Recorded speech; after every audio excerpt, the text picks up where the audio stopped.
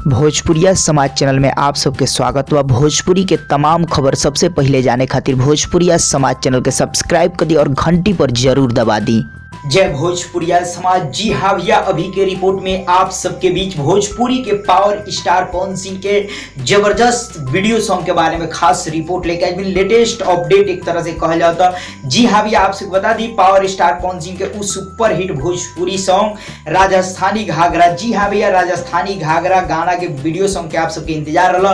काहे कि भैया गाना का ऑडियो सॉन्ग बहुत पहले के ही रिलीज हो चुकल बटे और आप सब बड़ा ही प्यार आशीर्वाद दिल बनी और वीडियो सॉन्ग के इंतजार रहा। तो फाइनली आप सबके वीडियो सॉन्ग के बारे में ही हम बतावल बनी। सबसे पहले जान लिए गाना गैले बने पवन सिंह और प्रियंका सिंह और ये गाना के लिखले बने अखिलेश कश्यप जी और ये गाना रिलीज भइल बटे आदि शक्ति फिल्म्स यूट्यूब चैनल के माध्यम से। अब वीडियो सॉन्ग भी यही चैनल पर रिलीज हुई आदि शक्ति फिल्म्स यूट्यूब चैनल के माध्यम से ही। लेकिन आप सबके बता दी एक गाना के शूटिंग के बारे में कुछ खास रिपोर्ट आ चुकल। काहे कि भी आप सबको बता दी आज ही ये गाना के शूटिंग भइल। जी अब ये वीडियो सॉन्ग के शूटिंग आज कंप्लीट हो गई बटे। जी भैया पावर स्टार पवन सिंह जबरदस्त लुक में एकदम शूटिंग करने होंगे और आप सबके बता दी कि आज शूटिंग फाइनली कंप्लीट हो गई बटे। अब ये गाना के एडिटिंग होखे वाला बा और जैसे एडिटिंग कंप्लीट हुई भी आप सबके बीच रिलीज डेट आई और गाना भी रिलीज हो जाए वीडियो सॉन्ग। तो जी हाँ भैया, पावर स्टार पवन सिंह के ये धमाकेदार वीडियो सॉन्ग आप सबके बीच बहुत जल्द आई। आज शूटिंग कंप्लीट हो चुकल बा। जी हाँ भैया, राजस्थानी घाघरा